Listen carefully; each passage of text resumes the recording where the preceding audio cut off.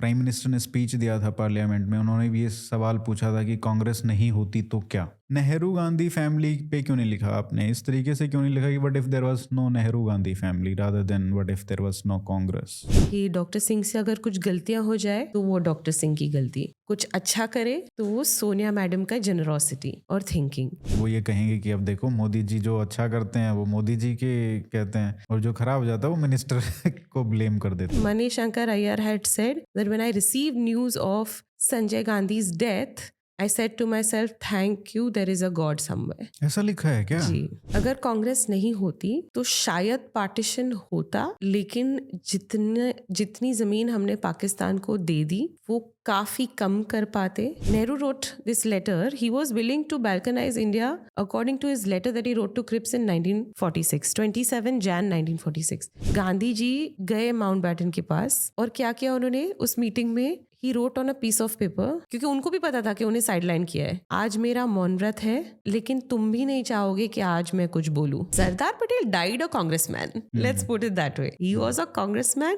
when he was alive and he died also a Gandhian congressman. तो ये पंडित जी की जो कंडीशंस है कि शेख अब्दुल्ला को रिलीज करो प्रिजन से, उसको सब करता धरता बना दो, फिर हम आपका एक्सेशन एक्सेप्ट करेंगे, वो भी किया. इवेंचुअली डेस्परेशन में वो भी महाराजा हरी सिंह ने किया और फिर तब तक कवालीज आ गए. बहुत देर हो गई. अब यूएन जाने से पहले क्रिसमस के दिन पे एक और लेटर है जो माउंटबैटन ने पंडित जी को लिखा है. मतलब आपकी इंप्रेशन एज अ स्टेट्समैन गलत पड़ेगी इसलिए आप यूएन चले जाओ, ऐसा लेटर में लिखा. तो ये तो कांग्रेस पार्टी को थोड़ा मानना ही पड़ेगा ना कि आपने 45% लैंड दे दिया जम्मू कश्मीर का. तब से ये मेट्रोकेन आर्काइव्स में लिखा है कि केजीबी ने इंदिरा जी को काफी ग्रूम किया. जब उनकी डेथ हुई संजय गांधी की, तब बीके नेहरू ने राजीव गांधी को पूछा ये जो सारा पैसा संजय ने कलेक्ट किया है वो कहाँ है. तो राजीव गांधी बोले कांग्रेस की अलमारी में तो सिर्फ 20 लाख रुपए है. खालसा इन्होंने क्रिएट किया हाँ, था, तो फंड भी किया उन्होंने. उनकी पहली प्रेस कॉन्फ्रेंस तो इन्होंने फंड की थी. फिर जयप्रकाश जी ने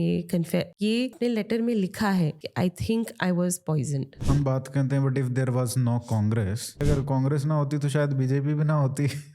राम राम प्रियम जी, कैसे हैं आप? राम, जय श्री राम. जय श्री राम. आपकी नई पुस्तक आ गई है, ये दिखा देता हूँ मैं सबको. दिख रहा है सही? What if there was no Congress. जी, तो ये काफ़ी पॉलिटिकली चार्ज्ड बुक है ऑब्वियसली. तो आपने ये एक तो आइडिया जो है, मैं देख रहा था, पढ़ रहा था, इसमें जो प्राइम मिनिस्टर ने स्पीच दिया था पार्लियामेंट में, उन्होंने भी ये सवाल पूछा था कि कांग्रेस नहीं होती तो क्या. और ये बहुत ही इंटरेस्टिंग एक चीज़ है कि व्हाट इफ़ वाले जो चीज़ें होती हैं कि व्हाट इफ़ इंडिया वाज, मतलब अगर भारत आज़ाद हो जाता 1910 में, जब उस टाइप के हमारे रेवोल्यूशनरीज थे, तो एक एनर्जी जो थी कंट्री में उस टाइम पे वो बहुत ही अलग थी. 1947 में काफ़ी चीज़ें सेटल हो गई थी, शायद पार्टीशन नहीं होता. What if there was no partition, what if there was no emergency, what if Sanjay had not died, what if Rajiv Gandhi had not died, so things like that. What if Rajiv had not married Sonia. So बहुत सारे what if, interesting what ifs हैं. तो ये भी एक बहुत ही interesting what if है. अच्छा, मेरे को ये लगता है कि कांग्रेस से ज़्यादा कुछ लोगों, जैसे डायनेस्टी की बात आती है तो कहते हैं कि चलो कांग्रेस तो ठीक है, बट मतलब डायनेस्टी में प्रॉब्लम था. अगर नेहरू ना बनते उसके बाद शायद एक बहुत अलग हो सकता था. तो ये कांग्रेस ही क्यों? नेहरू गांधी फैमिली पे क्यों नहीं लिखा आपने, इस तरीके से क्यों नहीं लिखा कि what if there was no Nehru Gandhi family rather than what if there was no Congress. Interesting question. So, to answer your question, पहले तो why on the Congress and why not just on the family? क्योंकि हमने last जो UPA की government देखी, हमने देखा कि मनमोहन सिंह जी की सरकार was simply a puppet सरकार, और actual decision making, actual policy making, actual work was done by the NEC which Sonia ji was heading. हमने ये भी देखा है कि डॉक्टर मनमोहन सिंह जी के ऑफिस के खुद की पीएमओ के लोग ने अब बाहर आके बताया है और लिखा है एक्सटेंसिवली कि डॉक्टर सिंह से अगर कुछ गलतियां हो जाए तो वो डॉक्टर सिंह की गलती, कुछ अच्छा करे तो वो सोनिया मैडम का जेनरोसिटी और थिंकिंग. तो अब पूरी की पूरी पार्टी ही इन्होंने हाईजैक कर ली है. कोई इंडिपेंडेंट माइंड्स रहे नहीं है. जो थे वो पार्टी से निकल चुके हैं, या तो इंडिपेंडेंट है जैसे कि आज़ाद साहब, या फिर बीजेपी में आ गए हैं, या फिर पॉलिटिक्स से बाहर ही चले गए हैं। तो it is essential to write this कि what if there was no Congress, because essentially the party has been hijacked by the Gandhi Nehru family and it runs like they run it like a business. हुँ। अच्छा, आपने ये जो आपने बात कही कि भई इंटरेस्टिंग है कि जो सारी गलतियाँ थी वो डॉक्टर सिंह की थी और जो प्रेज़ थी वो नेहरू गांधी फैमिली की होती थी। ये बात तो जो भाजपा के कट्टर विरोधी हैं, वो ये कहेंगे कि अब देखो मोदी जी जो अच्छा करते हैं वो मोदी जी के कहते हैं और जो खराब हो जाता है वो मिनिस्टर को ब्लेम कर देते हैं। इसका मैं इस आपको पे आप क्या एग्जाम्पल कहेंगे? इसका मैं आपको उदाहरण देके जी। एक्सप्लेन करूंगी। डीमोनेटाइजेशन का नेगेटिव रेप्यूटेशनल इम्पैक्ट किस पे आया है? प्राइम मोदी मिनिस्टर जी मोदी पे। जी पे। कभी भी किसी और भाजपा फैमिली में से या उनकी पार्टी में से या इकोसिस्टम में से किसी ने कहा है कि नहीं नहीं ये मोदी जी का आइडिया नहीं था, ये एक्स मिनिस्टर का आइडिया था, ये वाई एडवाइजर का आइडिया था? नहीं। कॉन्ट्रास्ट करिए एक और उदाहरण से। पिछले हफ्ते मणिशंकर अय्यर जी ने एक किताब रिलीज करी। अरुण नेहरू के ऊपर डाल दिया और उसमें लिखा है BJP planted Arun Nehru. Yes. हुँ। उस किताब में हम देख रहे हैं श्री राम की प्राण प्रतिष्ठा पे कितनी चर्चा हो रही है मीडिया में एक महीने से। कांग्रेस के जित स्पोक्स पर्सन्स जो है वो बोलते आ रहे हैं एक महीने से कि राजीव जी ने ताले खोले। तो गांधी फैमिली कैसे श्री राम के विरुद्ध हो सकता है जब हमारे ही लीडर ने ताले खुलवाए? अब मणिशंकर अय्यर जी पिछले हफ्ते बता रहे हैं कि ताले तो अरुण नेहरू ने खोले हैं राजीव जी की इंफॉर्मेशन के विरुद्ध। तो कैसे क्रेडिट ले सकते हैं राजीव जी? और जब मणिशंकर अय्यर बोलते हैं तो आप ये पूरा गारंटी हो सकती है ऑलमोस्ट 99% आप पक्के हैं कि फैमिली से आ रही है डायरेक्शन कुछ ना हाँ, कुछ। और इसी कॉन्टेक्स्ट में और एक चीज़ अगेन जो मणिशंकर अय्यर जी ने अपनी किताब में भी लिखी और बोली भी पिछले हफ्ते, क्योंकि आपने पूछा what if Sanjay Gandhi had not died? Hmm. To that, Manishankar Iyer had said that when I received news of Sanjay Gandhi's death, I said to myself, thank you, there is a God somewhere. ऐसा लिखा है क्या? जी।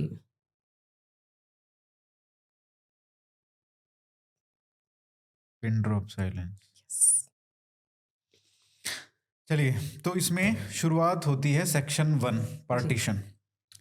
Partition में आपने 2 chapter लिखे हैं, जी। Partition 1, partition 2। जो partition तक आते-आते जो इवेंट्स हुए कांग्रेस में, गांधी, नेहरू, बोस, जिन्ना, इनके बीच में जो रिलेशनशिप थी, उसके बारे में विस्तृत चर्चा है आपकी पुस्तक में। तो ये बताइए कि इसमें कांग्रेस का जो रोल रहा पार्टीशन में, उसको आप किस तरीके से देखते हैं? क्या अगर कांग्रेस नहीं होती तो क्या कुछ अलग हो सकता था? मतलब कितना रोल आप कहेंगे कि कांग्रेस का है इन इंडियाज़ पार्टीशन? पहला ये, क्योंकि हमने भी कई डिस्कशन किए हैं, आपने शायद देखा भी होगा शिव कुणाल वर्मा जी के साथ, कि एक कंसेंसस बन रहा है कि ब्रिटिश का जो प्लान था, उनको ये तो दिख गया था फर्स्ट वर्ल्ड वॉर के बाद भी कभी कभी भी छोड़ के जाना पड़ सकता है, बट हमको अपने इंटरेस्ट सिक्योर करने हैं इस देश में। और उनके इंटरेस्ट थे कि जम्मू कश्मीर का जो एरिया है, गिलगित का जो एरिया है, और जो अफ़गानिस्तान से लगते हुए north west areas, frontier. Yes, north west frontier province, तो ये सब उनको सिक्योर करना है। तो इनका जो एक 1919 का जो डॉक्यूमेंट बोला जाता है कि जो शिव कुणाल वर्मा जी ने बताया, उन्होंने खुद देखा था और बाद में राजीव गांधी के पीएमओ में भी था। उसमें ये था कि 3 भागों में बाँटने का था, इंडिया, पाकिस्तान और हिंदुस्तान, पाकिस्तान और प्रिंसेस्तान। प्रिंसेस। तो ये 3 मतलब 1919 में ही उनका एक ब्रॉड प्लान बन गया था। उसी टाइम पे इज़राइल का भी, ये पैलेस्टीन का भी बना था। तो उस सेंस में देखें तो इनका आइडिया तो कभी था, इट्स जस्ट अबाउट कि बाउंड्री किधर खींचनी है, एग्ज़ैक्ट बाउंड्री, वो 1947 में हुआ। तो इस पे बताइए कि इसमें कांग्रेस सिर्फ एक मतलब मोहरा था कि मतलब कांग्रेस के लीडर्स को किस तरीके से प्ले करना है, कैसे रिलीजियस टेंशन्स बढ़ानी है, कैसे जिन्ना को यूज़ करना है। ये भी उन्होंने बोला कि जिन्ना को रिक्रूट किया था ब्रिटिश MI6 ने to run this Pakistan plan. तो ये इसमें कांग्रेस का कितना ब्लेम करें कि आर वर दे विक्टिम्स और were they also being foolish or were they conspirators or what was the exact role? आपके हिसाब से क्या कांग्रेस का कितना लीडर्स का क्या रोल था इसमें? अगर कांग्रेस नहीं होती तो शायद पार्टीशन होता, लेकिन जितनी ज़मीन हमने पाकिस्तान को दे दी हम्म वो काफ़ी कम कर पाते, नंबर वन। नंबर टू, आराम से स्टेजेस में जॉइंट मिलिट्री के साथ शांतिपूर्वक तरीके से इस पार्टीशन को एग्जीक्यूट कर पाते शायद। सो जो हेस्ट में हुआ और इतनी सारी ज़मीन हमने दान में दे दी हम्म या ले ली गई हमसे, वो तो पूरा ब्लेम उस वक्त की कांग्रेस लीडरशिप को जाता है। अम, अब मैं आती हूँ कि no let's go back a little bit, हाँ, हम्म कि व्हेन गांधी जी, जब गोखले जी ने गांधी जी को बुलाया साउथ अफ्रीका से, तब मोहम्मद अली जिन्ना was senior to Mahatma Gandhi ji in the Congress.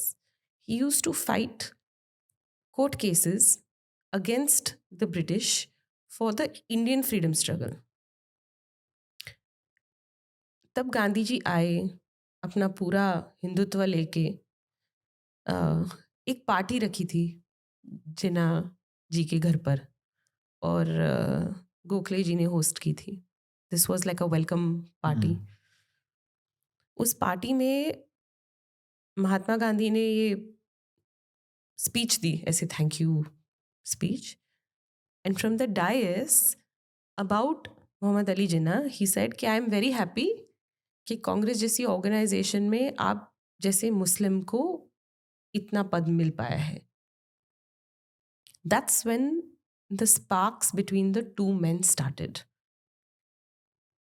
And then as Gandhi ji ज़्यादा अपना हिंदुत्व एम्ब्रेस करने लगे कि फ्री इंडिया में राम राज्य होना चाहिए, अपने आश्रम में सबको बुलाते थे मीटिंग्स के लिए, या फिर सत्याग्रह, अहिंसा, उनके जो प्रिंसिपल्स वो प्रोपेगेट करते थे, दे वर सो हिंदुत्व, राइट, कि तब मोहम्मद अली जिन्ना और दूसरे जो सेक्युलर मुस्लिम लीडर्स थे, उनको लगा कि अगर महात्मा गांधी, जो अब सबसे पॉपुलर लीडर बन चुके हैं, अगर उनको राम राज्य चाहिए आज़ाद भारत में, तो फिर यहाँ मुसलमानों के लिए कहाँ है जगह? तो ये इनसिक्योरिटी तो उनको महात्मा की वजह से आई, हम्म ये तो मानना ज़रूरी है। बट अगर आप 1916 का जो कांग्रेस जो एक वो हुआ था, इनका एग्रीमेंट हुआ था, कांग्रेस एंड मुस्लिम लीग नहीं पता नहीं क्या, मतलब उस हुँ, टाइम पे दोनों, जिन्ना वाज वेरी मच एक्टिव, और उसमें इवन तिलक, वो उन्होंने भी एग्री किया था, वो एजेंडा था जो 14 पॉइंट एजेंडा था, तो उसमें भी जो सेपरेटिज्म था वो तो था ही, it was very much evident. It was, but at after 1920 when Jinnah got tired of Congress under Mahatma Gandhi, he went back to the UK. हाँ, उन्नीस सौ He said, I 30 will के बाद practice my रिटायर हो गए law थे। in the UK and I will earn money and all of that. तभी तो मुस्लिम लीग खत्म हो चुकी थी इलेक्टोरली। हम्म तब जब वो प्रोविंशियल इलेक्शंस भी हुए, they barely secured any seats, 35 में। right? They barely secured any seats. उसके बाद जब वर्ल्ड वॉर टू की रिक्रूटिंग के वक्त, वहाँ पे भी Gandhi ji wanted to recruit Indian people for World War II. Hmm He wanted the businessmen to fund various types of activities for the British. वो जाके अपनी ओर से कमिटमेंट भी दे के आए, but eventually they led civil disobedience movement, that is all different. लेकिन यहाँ पे मोहम्मद अली जिन्ना took over the Muslim League and made promises to the British because he saw that outlet. उनको वो आउटलेट दिखा कि शायद मैं ये प्रॉमिस करूँ तो मुझे रिटर्न में ये मिलेगा। और तब माना जाता है कि वो इतना ओवर्टली कमिटल थे मोहम्मद अली जिन्ना कि I think this is there in the British records that he has said कि अगर उनको मैच बॉक्स साइज का भी पाकिस्तान दे देते ना तो वो लेने को रेडी हो जाते। तो हमने क्यों नहीं निगोशिएट किया? नहीं, ये बात तो है, उसमें जो अंबेडकर ने भी लिखा है हाँ, कि जो टोटल एक्सचेंज ऑफ पॉपुलेशन, जब एक आइडिया पाकिस्तान का बन गया और उस पे सहमति भी हो गई कि भाई चलो पार्टीशन करना ही है, तो जिस आइडिया पे पार्टीशन हुआ कि हिंदू और मुस्लिम एक साथ नहीं रह सकते, तो फिर इंडिया में कैसे रह रहे? मतलब टोटल एक्सचेंज ऑफ पॉपुलेशन तो हुआ ही नहीं, और एंड उसके हाँ, हिसाब से आपको जो लैंड मिला उसके हिसाब से पॉपुलेशन नहीं मिली। Bill correct. और 1942 के जो 1942 से नेहरू जी के जो लेटर्स है वाइसरॉय के साथ और बैक एंड फोर्थ, उसमें तो क्लियरली वो मेंशन करते हैं that I am willing to balkanize. हम्म। He is very clearly mentioning it. तो उनको तो ये तब से मान्य था कि ये डिवाइड होने ही वाला है। उनको वो लेटर में तो उन्होंने वो भी लिखा है कि जो प्रिंसली स्टेट्स है वो जो छोटे छोटे है, एक जियोग्राफिकल एरिया में साथ आके क्लस्टर बना के वो इंडिपेंडेंटली अपना रन कर सकते हैं। हम्म। तो प्रिंसेस्तान भी एक नहीं होता। Cluster cluster cluster of princely states would be different different independent countries, hmm. and there would be Pakistan, and big princely states like Kashmir और Hyderabad would be separate countries। मतलब 7-8 countries बन जाती according to Nehru's plan, in his admission, in his letter। तो ये कब का है letter? Nehru wrote this letter, he was willing to balkanize India according to his letter that he wrote to Cripps in 1946, 27 Jan 1946। Essentially वो इसमें कहते हैं कि छोटे छोटे प्रिंसली स्टेट्स क्लस्टर बना सकते हैं, बड़े बड़े प्रिंसली स्टेट इंडिपेंडेंट रह सकते हैं, ये क्लस्टर्स भी फिर इंडिपेंडेंट हो जाएंगे, और India and Pakistan. So basically he saying some princely state may be encouraged not to join the Indian Union if there is a Pakistan. However, only the larger states, perhaps a dozen, could really survive as independent federal units. All others must be absorbed into provinces or amalgamate to form big enough federal units hmm. with the same democratic liberties and forms of administration as in the provinces. He was okay with the balkanization. So basically Article 370 in every state, हाँ, essentially. उसके बाद भी ना Nehru had a conversation with a Labour Party MP, hmm. Wyatt, and he said British might have to declare for Pakistan, but there must be a plebiscite in border districts so that solid blocks of Hindu territory are not included in Pakistan. So he put the idea of plebiscite. I think वो जूनागढ़ के तो ये context तो में भी बहुत था। पहले है कश्मीर के इशू के। हम्म। ठीक है, ये पार्टीशन हो गया। अगर कांग्रेस नहीं होती तो जी।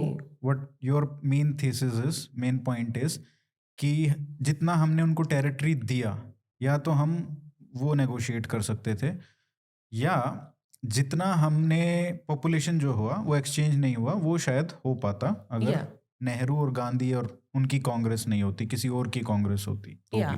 एंड आई ऑल्सो फील कि जो पार्टीशन का इवेंचुअल प्लान आया जो एक्सेप्ट किया नेहरू जी ने, उस वक्त की भी ये स्टोरी है कि when Mountbatten took charge partition के कुछ 4 महीने पहले, आई थिंक वो आए थे मार्च में, सबसे पहले वो प्राइम मिनिस्टर मतलब to be prime minister Nehru ji को मिले, और they had a 3 hour conversation. उस कॉन्वर्जेशन के बाद माउंटबैटन जी ने अपनी टीम को बताया कि Pandit Nehru is gossipy and malicious. These are the words he has used about his colleagues in the Congress party. वही गॉसिप जो उन्होंने पंडित जी से अक्वायर की, वो उन्होंने कांग्रेस पार्टी के विरुद्ध यूज की अपना प्लान मनवाने के लिए। नंबर 1। नंबर 2, वेरी क्विकली उन्होंने पंडित जी को कन्विंस कर लिया कि Mahatma Gandhi is an unrealistic politician and must be kept out of partition talks. इसलिए जब वो शिमला में पूरा प्लान बन चुका, तब तक गांधी जी को किसी ने कुछ बताया ही नहीं। फिर as a token stamp, after the whole plan was made and decided and everything, Gandhi ji गए माउंटबैटन के पास, और क्या किया उन्होंने उस मीटिंग में, he wrote on a piece of paper, क्योंकि उनको भी पता था कि उन्हें साइडलाइन किया है। आज मेरा मौन व्रत है, लेकिन तुम भी नहीं चाहोगे कि आज मैं कुछ बोलूं। तो अब तो किसको जाना चाहिए ये पार्टीशन का क्रेडिट? पंडित जवाहरलाल नेहरू। हाँ, बट मतलब जो लेटर्स मैंने देखे हैं और जो पढ़े हैं और जो कॉन्वर्सेशंस भी हुई हैं, even Sardar Patel was Yes, yes. Okay with yes both. Sardar Patel and Yes. Nehru दोनों एग्री कर रहे थे कि ये हाँ जितना जल्दी हो सके Correct. Sardar Patel died a congressman. Let's hmm put it that way. He was a congressman when he was alive, and he died also a Gandhian congressman. उसमें अच्छा, अब पार्टीशन हो गया तो उसके बाद कांग्रेस का क्या रोल था कि अगर उनका कांग्रेस नहीं होती, जो गांधी जी ने बोला था कि अगर कांग्रेस को ख़त्म कर देना चाहिए as a party and let everybody have their own units, party units, तो कैसे डिफरेंट होता, क्या ऐसी चीज़ें थी जो हुई पार्टीशन के जस्ट बाद जी. जिसकी जो अवॉइड की जा सकती थी, जो फेस्टरिंग प्रॉब्लम्स बनी बाद में, तो उसमें मेन पॉइंट आपका क्या है कि अगर कांग्रेस नहीं होती तो क्या अच्छा No, होता? so गांधी जी ने जब ये ऐलान किया कि कांग्रेस पॉलिटिकल पार्टी नहीं रहनी चाहिए, that was the last letter he wrote before he died. Hmm correct. तो उन्होंने पार्टीशन भी देखा, उन्होंने कश्मीर के इशू को कैसे हैंडल किया वो भी देखा, और प्राइम मिनिस्टर जवाहरलाल नेहरू का कुछ इनिशियल टर्म भी देखा एज प्राइम मिनिस्टर. उसके बाद ये उन्होंने इन्फॉर्म्ड लेटर लिखा कि हम्म पॉलिटिकल पार्टी का पर्पस ये ख़त्म हो चुका है, और कांग्रेस को डिसबैंड करके लोक सेवा संघ बना दो, सोशल सर्विस ऑर्गेनाइजेशन बना दो जो ग्रास रूट से काम करे, ईच विलेज में एक स्ट्रक्चर हो वगैरह वगैरह. टेक्निकली तो Pandit ji was chosen also as prime minister because he was head of Congress. तो अगर लोक सेवा संघ रेकमेंड कर रहे हैं, which means that Gandhi ji willed कि नेहरू जी एक सोशल सर्विस ऑर्गेनाइजेशन को हेड करे, ना कि प्रधानमंत्री बने. तो ये जो प्राइम मिनिस्टेरियल पोजीशन का हाईजैक हुआ है by Pandit Nehru and family, that is against Mahatma's wishes. हम्म तो उसके बाद ऐसा क्या मतलब कहेंगे कि पार्टीशन के बाद? Yeah, so after partition, obviously, the first big issue to have happened is the Kashmir issue, which Pandit ji again mismanaged. यहाँ पे भी हमने जैसे बात की, आपने भी बताया कि ब्रिटेन के कुछ स्ट्रेटेजिक इंटरेस्ट्स थे. गिलगिट में उनके न्यूक्लियर सीस्मिक मॉनिटरिंग स्टेशंस थे. Everybody was in the race for the atom bomb. ना केवल उनको ये इन्फॉर्मेशन चाहिए था कि सोवियत कितना प्रोग्रेस कर रहे हैं race for the atom bomb बनाने में कितने सक्सेसफुल हो गए, लेकिन इनको, क्योंकि अमेरिकन्स भी इनके साथ इन्फॉर्मेशन शेयर करना बंद कर दिया था, तो खुद की इन्फॉर्मेशन खुद कलेक्ट करनी पड़ती थी. तो उनके लिए बहुत ही क्रूशियल था कि वर्ल्ड पावर बने रहना है हाँ तो कि ये न्यूक्लियर की एटम, रेस हाँ जीत ये जाओ। न्यूक्लियर रेस में उनको आगे रहना है. उनका पूरा एक एस्टैब्लिश्ड नेटवर्क था उस गिलगिट रीजन में. प्लस मिडिल ईस्ट का जो उनको दरवाज़ा ओपन रखना था फॉर द ऑयल, वो नॉर्थ वेस्ट फ्रंटियर प्रोविंस से मिल जाता. तो उनके लिए ये बहुत ज़रूरी था, ये north west belt of Kashmir और गिलगिट पर अपना होल्ड जमा के रखना. अब अगर हमारे लीडर्स जो अपने आप को बहुत बड़े स्टेट्समैन मानते थे, एंड क्लोज टू ब्रिटिश उनको लीडर्स, उनको कुछ भी जियोपॉलिटिक्स का आइडिया होता, तो they could have negotiated that part, Gilgit and that western Kashmir जो एरिया है, कि आप ताइवान जैसे, हांगकांग जैसे, take it for a long lease, you know, and they could have negotiated कि पाकिस्तान को कम एरिया दे दो, ये एरिया आप लॉन्ग लीज पे रख लीजिए, हम आपको ये एरिया में पूरी कोऑपरेशन करेंगे, और पाकिस्तान का जो आपको टुकड़ा देना है जिना को, छोटा सा एक match box that he was willing to accept, वो मैच बॉक्स साइज का पाकिस्तान बनाकर दे दीजिए, बाकी की ज़मीन हमारी. लेकिन क्योंकि उनको उस वक्त की जियोपॉलिटिक्स समझ नहीं आ रही थी, वो ये नेगोशिएशन नहीं कर पाए, जो आज भी कंट्री डील कर रही है इन इश्यूज से.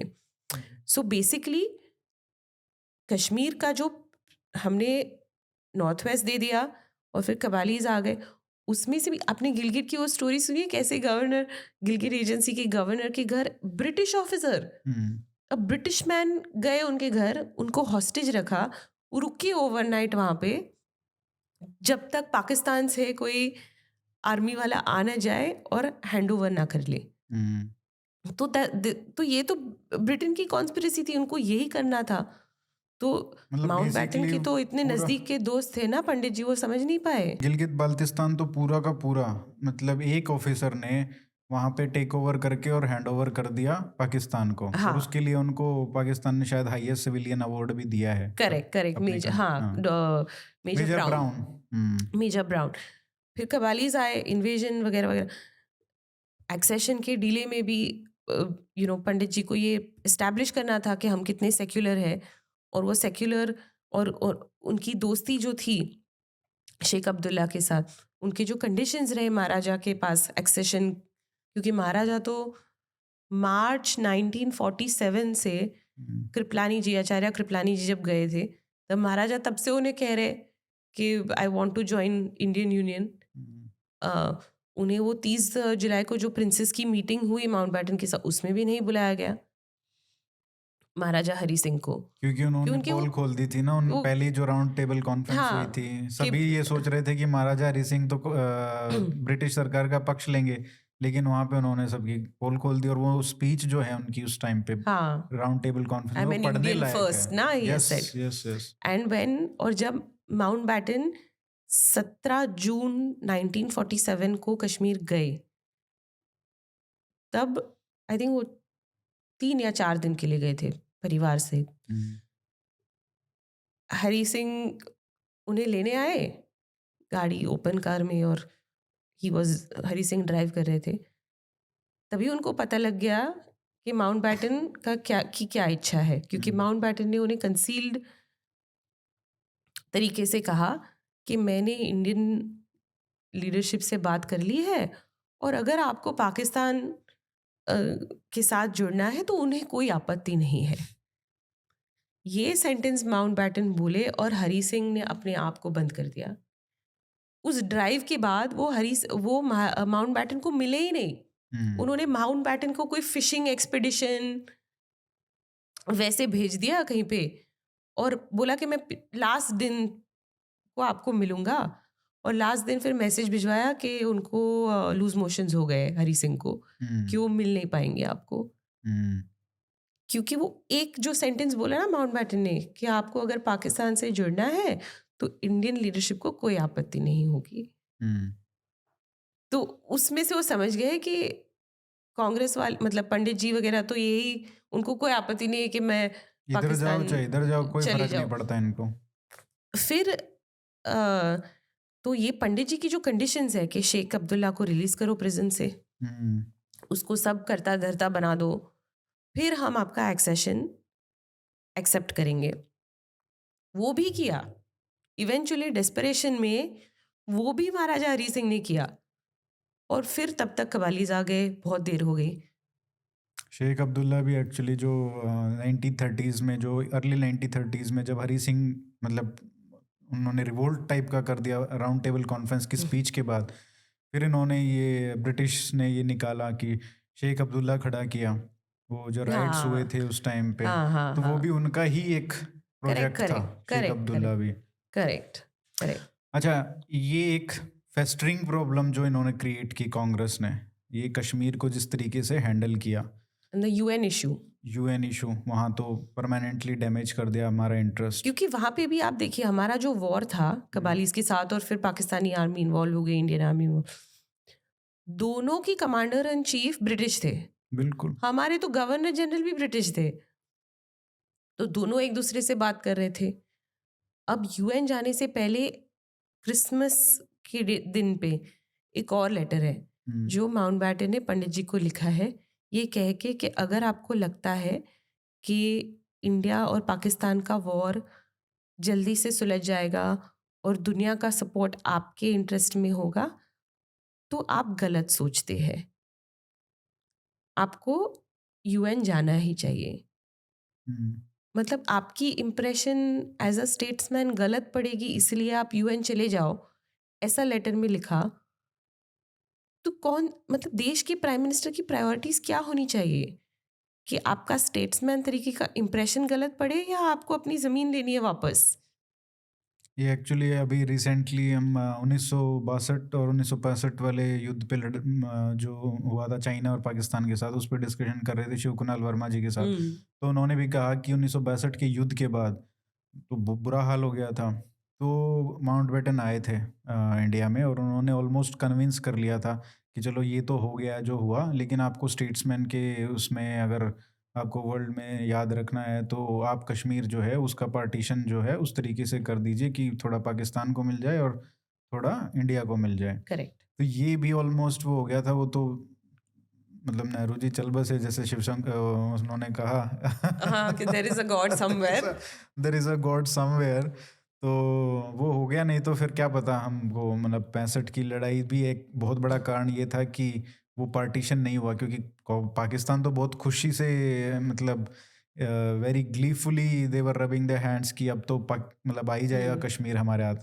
पर नेहरू जी चल बसे और वो आया नहीं, और उसके बाद उन्होंने ये प्लान रचा कि 65 का युद्ध उससे उसकी तरफ गया। 62 वॉर में भी हमने जो चाइना को लिटरली हमारी टेरिटरी दे दी, अक्साई चिन, वो तो कम में खत्म हुआ। मतलब वो हमारा तो पूरा उनकी नॉर्थ मेहरबानी ईस्ट, थी, हाँ उनकी उनकी मेहरबानी थी। मेहरबानी थी कि भैया वो ज्यादा इधर नहीं आना हाँ, चाहते थे। पूरा north east from Siliguri corridor, जो हमारी हम्म, सेंसिटिव नेक जो बोलते हैं, वहां से लेके पूरा नॉर्थ ईस्ट वो ले लेते। हम्म, वो 2 लेटर्स जो नेहरू जी ने as prime minister president Kennedy को लिखे, एक दिन में 2 लेटर्स लिखे, हम्म, सुबह और एक शाम। सुबह के लेटर में बोल रहे हैं कि हमें इतने इतने अमेरिकन जेट्स की ज़रूरत है, प्लीज़ भेजिए, प्लीज़ आइए, हमारी तरफ से वॉर लड़िए। और उसी दिन शाम को इतनी बुरी हो गई सिचुएशन कि उसी दिन पे उन्होंने दूसरा लेटर लिखा कि प्लीज़ अमेरिकन को हमारे, like they have to fight on behalf of on India. On on behalf of India, ऐसे भी नहीं एलाइज की जैसे, ऑन बिहाफ ऑफ इंडिया, वरना हमारा पूरा नॉर्थ ईस्ट ये लोग ले लेंगे। अच्छा, इसमें दो इंटरेस्टिंग बातें हैं। जब ये लेटर लिख रहे थे, जो कि उनकी शेमफुल लेटर्स, जो उनकी मदद मांग रहे थे, पहले तो वो पूरे ज्ञान देते थे यूएस को कि आपको ये करना चाहिए, ये करना चाहिए, एज अ वर्ल्ड लीडर विश्वगुरु की तरह बिहेव करते थे, खाने के लिए पैसे नहीं थे। तो उस समय जब वो लेटर्स लिख रहे थे, तब चाइना ने सीज फायर यूनिलेटरली अनाउंस कर दिया था। हम्म। लेकिन हमारे जो वहाँ पे जो एम्बेसी में थे वहाँ पे, उन्होंने वहाँ तक मैसेज पहुँचाने में इतना टाइम लगा दिया कि नेहरू जी ने दोनों लेटर पहुँचा दिए थे इतने। तो ये अगर थोड़ी सी भी पहले पहुँच जाता या तो वो एम्बेरसमेंट से बच जाते नेहरू। या और दूसरी बात ये कि वो उनसे मांग रहे थे मदद, यूएस से, एयरफोर्स की, जेट्स की, हाँ फाइटर्स की, लेकिन अपनी एयरफोर्स यूज ही नहीं की। हाँ, मोबिलाइज ही नहीं की बिल्कुल। और चाइना वाले इनकी लेटर्स में, उनकी मिलिट्री हिस्ट्री में, कि अगर भारत ने एयरफोर्स, एयरफोर्स यूज की तो हाँ, हम कहाँ जाएंगे, हमारे क्योंकि पास, देवर सिटिंग इन ओपन।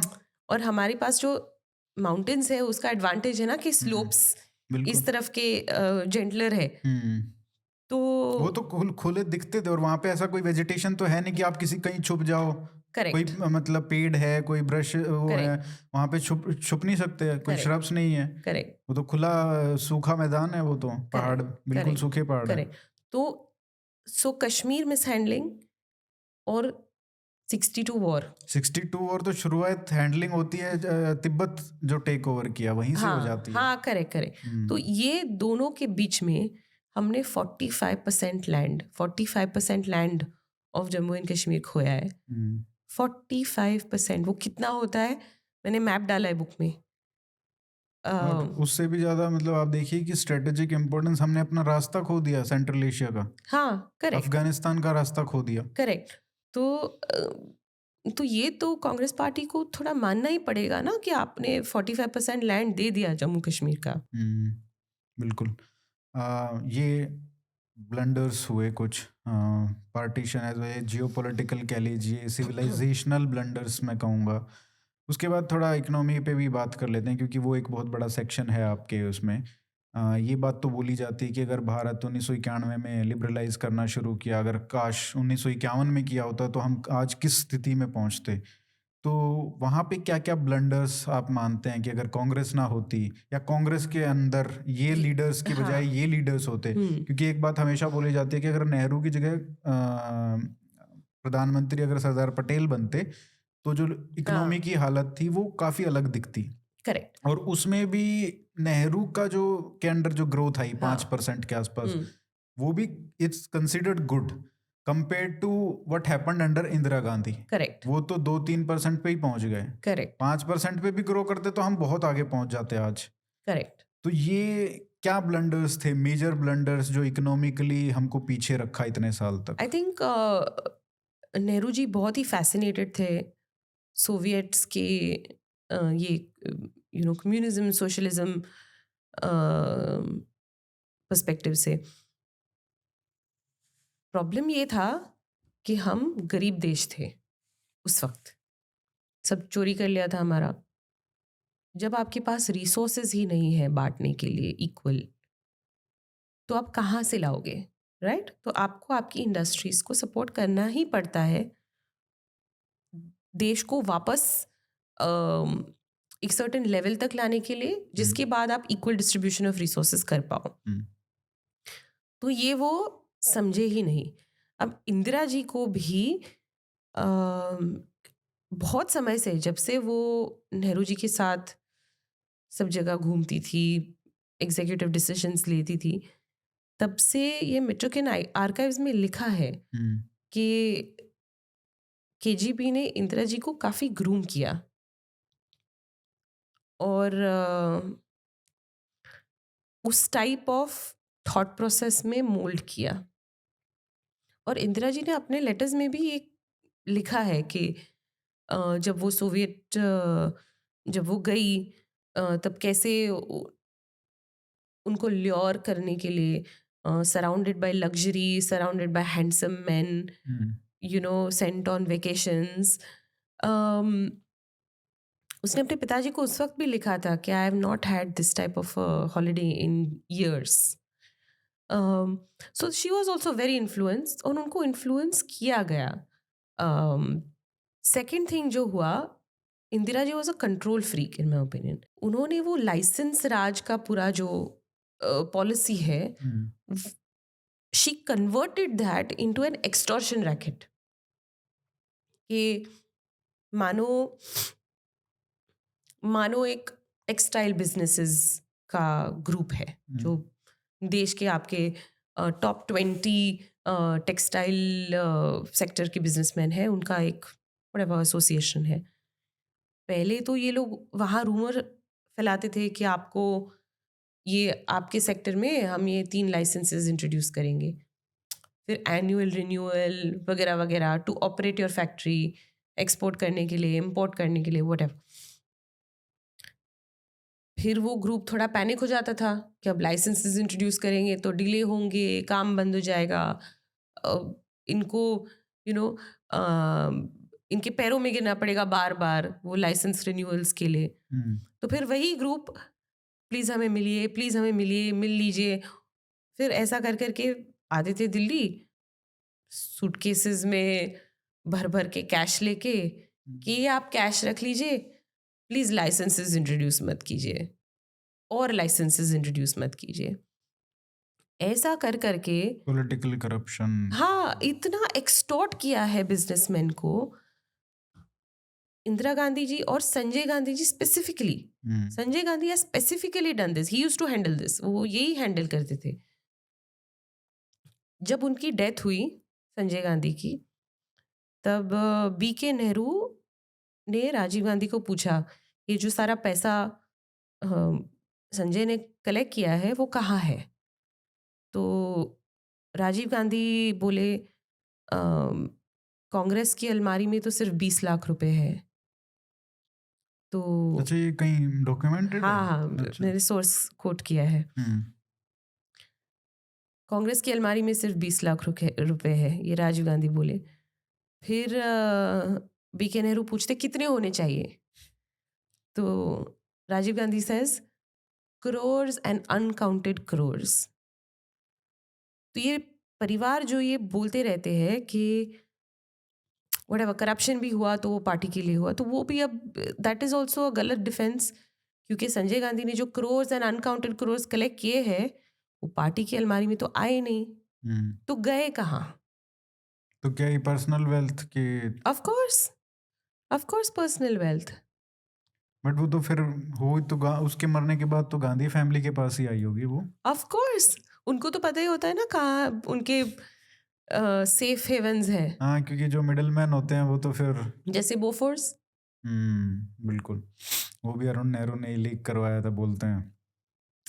ये इकोनॉमी में और कोई ब्लंडर्स जो आप मतलब एक तो ये पॉलिटिकल करप्शन लिंक्ड ये हो गया, और कोई पॉलिसी उससे के हाँ, उससे। मतलब ये इकोनॉमी से ना जो सोशल पॉलिसीज लिंक होती है देश की, हम्म। एक एक सेगमेंट है जहाँ पे एजुकेशन, प्राइमरी एजुकेशन के बारे में मैंने लिखा है, क्योंकि कांग्रेस पार्टी आज भी कहती है कि पंडित नेहरू विजनरी थे, आईआईटीज वगैरह उन्होंने आईआईटी एम्स सबका हाँ वो ओपन क्रेडिट किया। लेते हैं। अब काफ़ी इकोनॉमिस्ट्स है, जैसे कि जगदीश भगवती जी, अरविंद पानगरिया सर, जिन्होंने अब इनफ लिखा है 70s से कि पैसे नहीं है, पैसे नहीं है, इस नाम पर पंडित नेहरू ने प्राइमरी एजुकेशन को कंप्लीटली इग्नोर किया। हम्म। डेडलाइंस जो रखे थे 5 ईयर प्लान्स वगैरह में, वो डेडलाइंस भी स्किप कर दिए। 66 में जब एक डेडलाइन स्किप हुआ तब उन्होंने एक कॉन्फ्रेंस रखी। उस कॉन्फ्रेंस में ये पता चला कि अगर हमें प्राइमरी एजुकेशन की स्थिति इम्प्रूव करनी है देश में, तो उस वक्त 360 करोड़ रुपए लगेंगे। वो भी नहीं डाले, अपनी जिम्मेदारी हैंड वॉश करके लोकल लेवल पे डाल दी कि आप अपने हिसाब से प्राइमरी स्कूल्स खोल दो। इसके बाद through consecutive Congress governments, you know, even if it is right to education, you know, या 90s में भी जो प्राइमरी एजुकेशन में हमने लोन्स लिए थे, हम्म। उसमें हमने एक्चुअल एजुकेशन को इम्प्रूव नहीं किया, प्राइमरी एजुकेशन को। इनफैक्ट हमने टीचर क्वालिफिकेशंस को डिग्रेड कर दिया ताकि ज़्यादा वर्कफोर्स में आए। अब इकोनॉमिस्ट्स ने ये लिखा है, इनफ रिसर्च है हम्म। कि पैसे नहीं है इसलिए आप प्राइमरी एजुकेशन नहीं स्ट्रॉन्ग कर रहे हो, इससे इकोनॉमी पे बहुत इम्पैक्ट होता है। It is the other way round, कि आपकी economy is not moving fast enough because you don't have good primary education, and this is a very big, ये बहुत बड़ी हमारी फाउंडेशन में मिस्टेक हुई है। नहीं, वो तो उसका आज भी हम भुगत रहे हैं कि जो क्वालिटी ऑफ ह्यूमन रिसोर्स है हाँ दैट इज सो पुअर, हाँ दैट इज अनएम्प्लॉयबल। हाँ, अनएम्प्लॉयमेंट की तो बहुत बात होती है, लेकिन आप मार्केट में ढूंढने जाओ हायर करने के लिए, नहीं मिलते लोग करेक्ट जिनके पास अप्रोप्रिएट स्किल्स हों। और ना करेक्ट वो हमने उस तरीके की फाउंडेशन लगाई है कि they can easily switch between jobs, वो करेक्ट। अपने आप को रिट्रेन कर सके ना। स्कूल्स का जैसे बाहर ट्रेड स्कूल्स होते जी हैं, उस टाइप का भी हमने सिस्टम नहीं किया। आईटीआईज की जो हालत है जी, वो मतलब बहुत दयनीय है। मतलब आईआईटी करने का क्या फ़ायदा? मतलब इज़ इट ओनली कि आपने अपने अमीर दोस्त और वो अमीर इकोसिस्टम के लिए आपने आईआईटी खोला कि वहाँ से आए और फिर ब्रेन ड्रेन सब चले जाए वो अब्रॉड? आईआईटी वाला है, लेकिन मैं तो आईटीआई की बात कर रहा हूँ, हाँ, जो ट्रेड स्कूल होना चाहिए था आइडियली उस तरीके से। हाँ। तो उनमें से कहाँ लोग निकल रहे हैं कुछ? बेसिक प्राइमरी एजुकेशन, जब आप नहीं, बेसिक प्राइमरी एजुकेशन नहीं दे पाए, जो एक फाउंडेशन होता है नए देश के लिए, तो फिर अब मेरे ख्याल से पहला जो अटेम्प्ट एनईपी की बात होती है, लेकिन कोई भी एनईपी ढंग से इम्प्लीमेंट हुई नहीं नहीं हुआ है। है। सर्व शिक्षा अभियान वाजपेयी जी के समय में वो शुरू हुआ था, उसको आज भी लोग याद करते हैं कि हाँ वहाँ पे कुछ ना कुछ एक फोकस आया था बिना एनईपी के अनाउंसमेंट के शायद। और पर ये बात जो प्राइमरी एजुकेशन की है, क्या आपको लगता है कि पिछले 10 साल में भी भाजपा के आने के बाद भी उतना काम नहीं हुआ, या वहाँ पे उनका क्या अप्रोच है? क्योंकि अभी भी अगर हम बात करें कि मान लीजिए 2014 में भी शुरू करते हैं हम, तो अभी तक शायद एक बैच तो हमारे पास आने लगता कि उस तरीके से करेक्ट। स्किल्ड। मुझे लगता है ये प्रॉब्लम इतना बड़ा हो गया है अब पूरे देश में, हम्म। ऐसा एक भी स्टेट नहीं है जहाँ विच इज़ परफॉर्मिंग बेटर दूसरी स्टेट से। कि इस प्रॉब्लम को अब थोड़ा थोड़ा भी कंट्रोल करना बहुत ही मुश्किल है, लेकिन अर्जेंट नीड है ये हम्म। देश की, अर्जेंट नीड है। देखिए ना, मतलब प्राइमरी स्कूल का, आप प्राइवेट स्कूल्स की बात कर लीजिए। बच्चे क्या होते हैं, बच्चे सुबह निकलते हैं 6-7 बजे, आते हैं 2 बजे, ठीक है, उसके बाद फिर निकल जाते हैं ट्यूशन के लिए। और वहाँ पे क्या करते हैं, जो वहाँ पे होमवर्क दिया होता है वो वहाँ पे ट्यूशन पे करते हैं 3-4 घंटे। जी। मतलब बिना ब्रेनलेस वर्क, जो होमवर्क होता है वो पता नहीं क्या, तो होमवर्क होता है वही जो वहाँ पे सिखाया वही लिखते हैं, कॉपी करते हैं, और करेक्ट। फिर वो आ जाते हैं 7 बजे। मतलब पूरे 12 से 13 घंटे वो बाहर ही रहते हैं, ना खेलने का समय है ना कुछ, फिर आके वो फोन में अपना लग हाँ, जाते हैं। करेक्ट तो करेक्ट। ये क्या, हम क्या कर रहे हैं मतलब इस। मतलब क्लियरली इसमें रिफॉर्म चाहिए, हम्म। और एक स्ट्रॉन्ग पॉलिटिकल विल से ही ये रिफॉर्म होगा। तो आई होप कि हमारी बातें कोई सुन ले और ये रिफॉर्म लाए। अम, अब 1991 के जो रिफॉर्म्स हुए, जहाँ पे कहते हैं कि हमारी इकोनॉमी ओपन अप हुई, उस वक्त भी हमें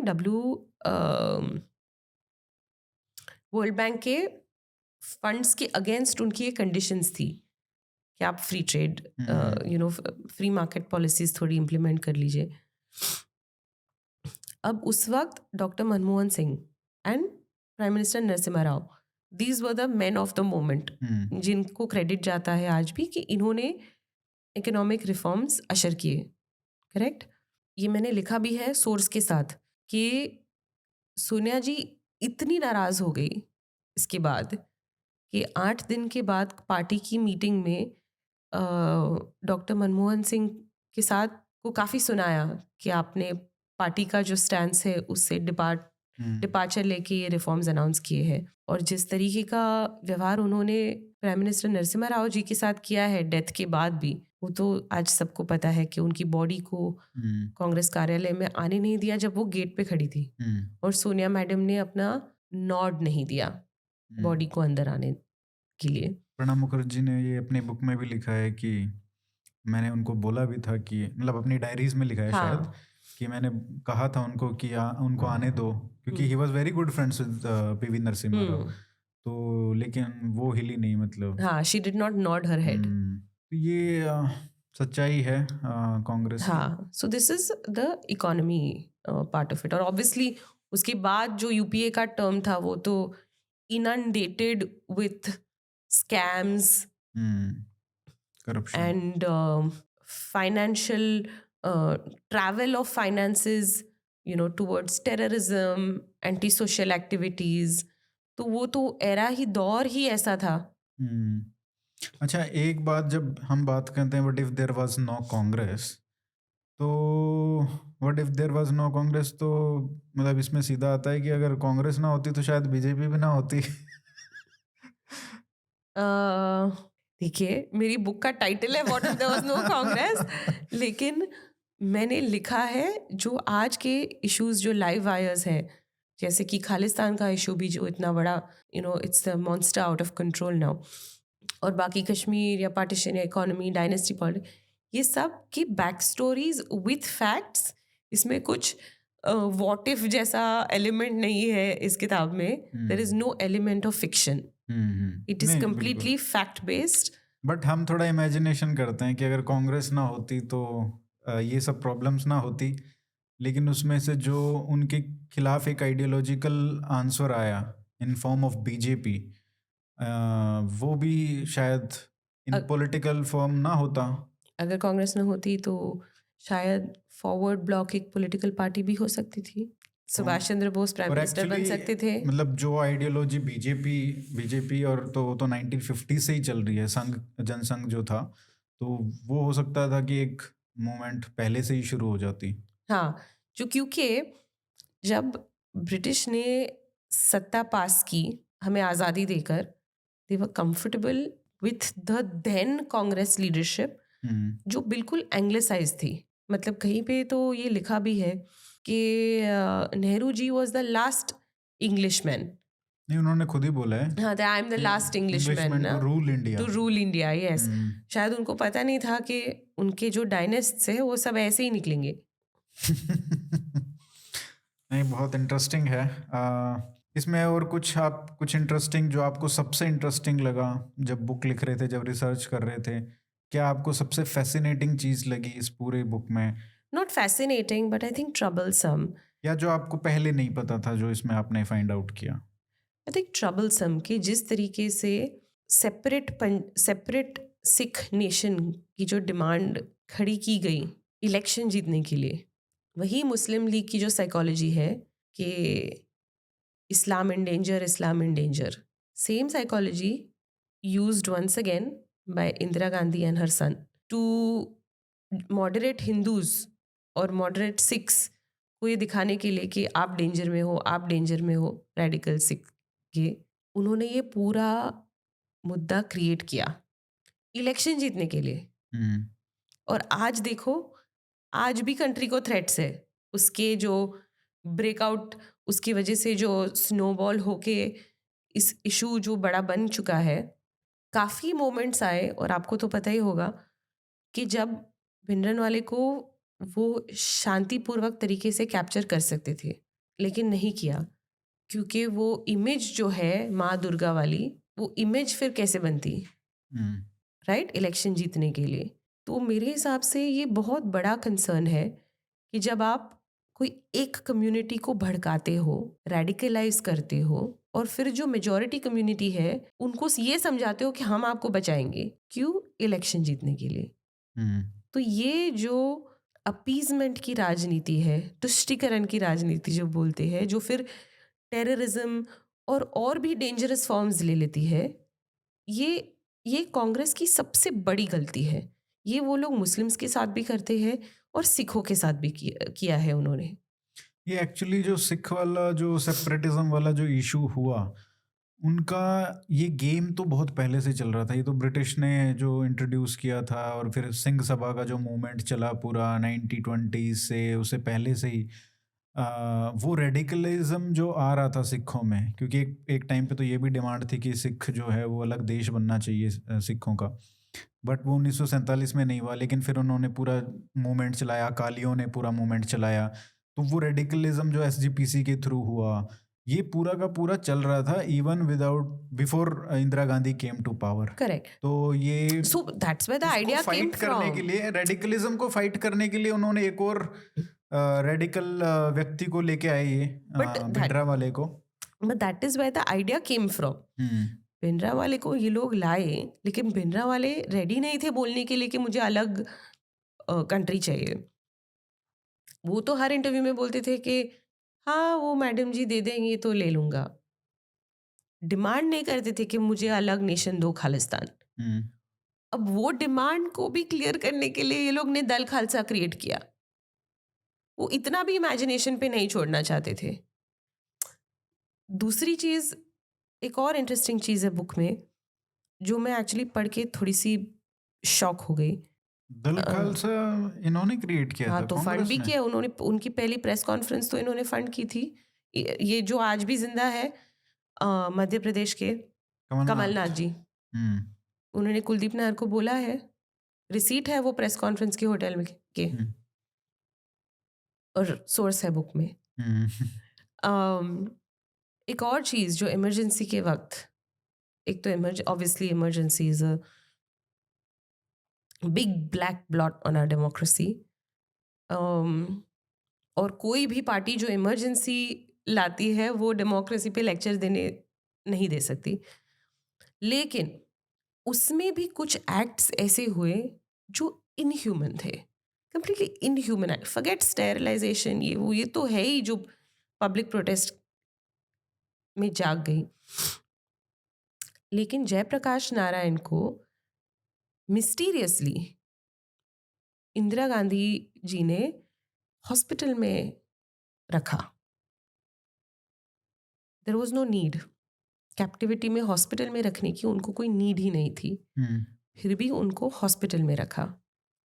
और फिर जयप्रकाश नारायण ने अपने लॉयर्स को, अपने फॉलोअर्स को ये बताया कि देर वॉज नो सनलाइट, ऐसे ही कमरे में रखा कि ना आउटसाइड से एयर, ना सनलाइट। डॉक्टर्स आते थे, कुछ कुछ दवाइयाँ देते रहते थे उनको रोज़। फिर जयप्रकाश जी ने ये अपने लेटर में लिखा है कि I think I was poisoned, हम्म, ये मेरे को भी आई वॉज, रिसेंटली पता या चला दैट जब आई नीरजा थिंक चौधरी की बुक आई मैंने वॉज पढ़ी। Being deliberately poisoned. ये नीरजा स्लो चौधरी ने भी लिखा है स्लो पॉइजन किया गया उनको। और रामा गोयल ने भी लिखा है। JP Goyal was one of the lawyers in that group. और तभी भी जयप्रकाश नारायण ने ये बताया था जब लॉयर्स उनको मिलने जाते कि ये लोग मेरे साथ कुछ कर रहे हैं, मुझे बता नहीं रहे हैं कि क्या दे रहे हैं, but I am being poisoned. ये सिचुएशन आप आज सोचिए, नरेंद्र मोदी जी प्राइम मिनिस्टर है और राहुल गांधी जी उनके मेन पॉलिटिकल ओपोनेंट। ये हो सकता है आज? हम्म, और अगर कोई लीडर ऐसा करे तो what type of inhuman act is this कि आप अपने पॉलिटिकल ऑपोजिशन ओपोनेंट को, प्राइमरी पॉलिटिकल ओपोनेंट को खत्म करने की पूरी मारने। कोशिश करो।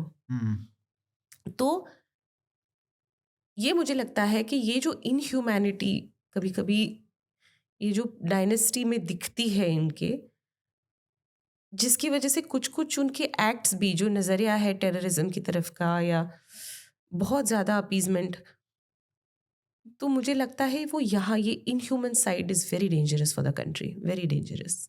और जेपी की अच्छाई देखिए कि जब इंदिरा गांधी, ये भी नीरजा चौधरी की पुस्तक में है कि जब इंदिरा गांधी हार की गई। जो माँ थी, नहीं जो उनकी माँ हाँ। थी कमला नेहरू, उन्होंने, उनके बहुत अच्छे रिलेशन थे जेपी की वाइफ के साथ। तो उनको जो लेटर्स लिखे हैं कमला नेहरू ने उनकी हाँ, वाइफ को, हैंड ओवर किए ना इंदिरा जी हाँ की लीक ना हो जाए। हाँ उनको उनके उस लेटर्स में पूरे नेहरू खानदान की बुराइयां हैं कि ये मेरे को इस तरीके से ट्रीट करते हैं क्योंकि मैं इतनी पढ़ी लिखी नहीं हूँ, और उस हाँ तरीके से विजय लक्ष्मी पंडित के खिलाफ हाँ। उसमें बहुत कुछ है।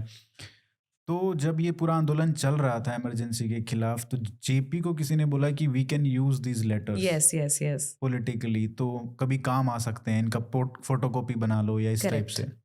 बट उन्होंने बोला नहीं, मैं ये सब नहीं करूँगा।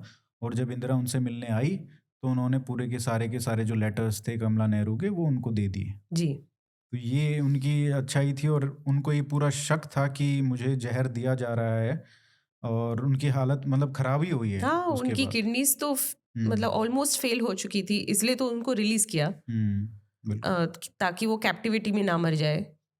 अम, नहीं, ये काफ़ी बड़ा व्हाट इफ है, और हमने जैसे डिस्कस किया बहुत सारी प्रॉब्लम्स हैं जी जो क्रिएटेड बाय कांग्रेस, जो नहीं, अगर ये कांग्रेस जी होती तो शायद वो हम सर्टेनिटी के साथ तो कुछ भी नहीं कह जी सकते, बिल्कुल। लेकिन एक इंटरेस्टिंग व्हाट इफ है, इंटरेस्टिंग पीस ऑफ हिस्ट्री है जो आप पढ़ सकते हैं। मैं एक बार फिर से दिखा देता हूँ ज़रूर।